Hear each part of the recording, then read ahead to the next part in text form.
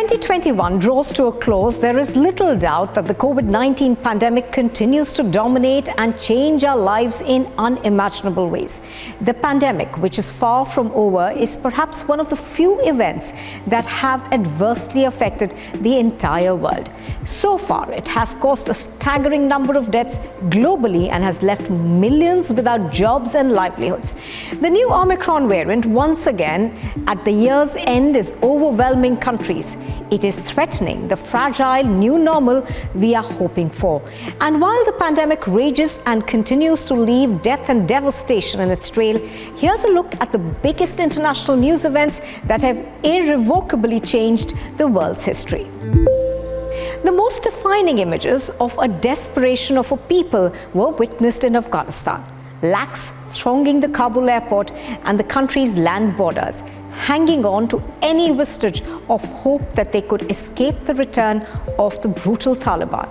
After 20 years, the US's chaotic and violent pullout left the country in a state of complete disarray. The Taliban, the poster boys of right-wing Islamist terror, were quick to take control and return the country to a terrifying, archaic rule.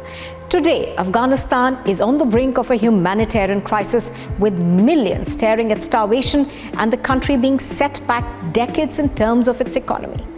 Female education and inclusivity have been ignored, and the world has failed Afghanistan's women.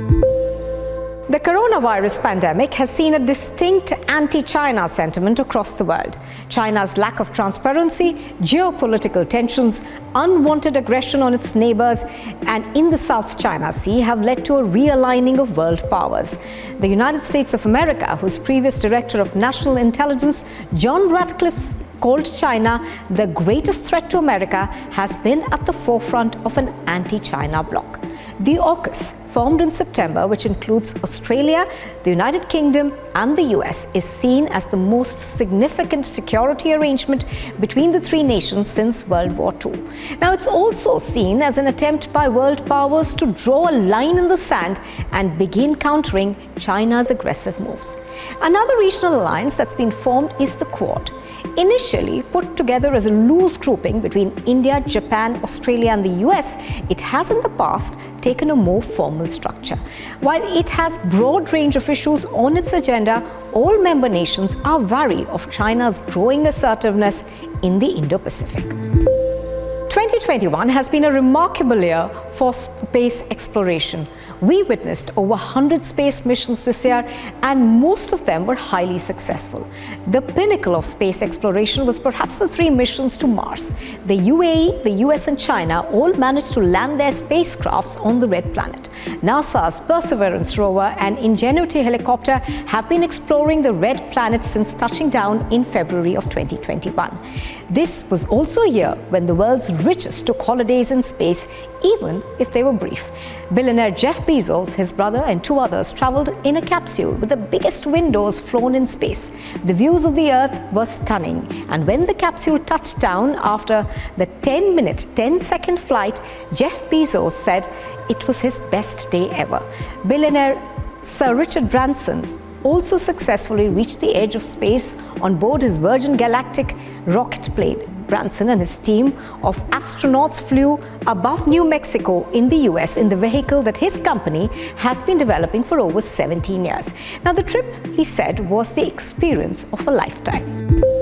Who would have ever imagined that the world's oldest democracy would witness scenes of absolute chaos and mayhem as hundreds of former US President Donald Trump supporters stormed the Capitol building in Washington, D.C.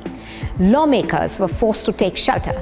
The building was put into lockdown, and the former US Vice President was evacuated, and 5 people died. All this on the day when a joint session of Congress assembled to count electoral votes that would formalize the then President-elect Joe Biden's victory. Images of the insurrection shocked, horrified and anguished Americans, and the deep political division that mark US politics stood exposed to the world. President-elect Joe Biden described the violence as one of the darkest days in the history of their nation. An intense heat wave in the Pacific Northwest that led to record temperatures in the US and Canada, leaving over 400 people dead. Images of submerged Germany and Belgium after flash floods left destruction and death in their wake. Thousands displaced and hundreds dead in China's Henan after torrential rain swept through the province. Intense landslides in Uttarakhand and flooding in parts of South India are all testament to the rapid change in the world's climate. Yet, is enough being done to halt climate change? It was with that in mind that the UN summit of COP26 met in Glasgow this year. While the summit delivered on its primary goal of keeping alive the Paris Agreement's aim to limit global warming to 1.5 degrees Celsius above pre-industrial levels, it failed to make significant progress on climate finance. Not just that, a lot will depend on how countries individually act to bring down emissions and deliver on climate goals.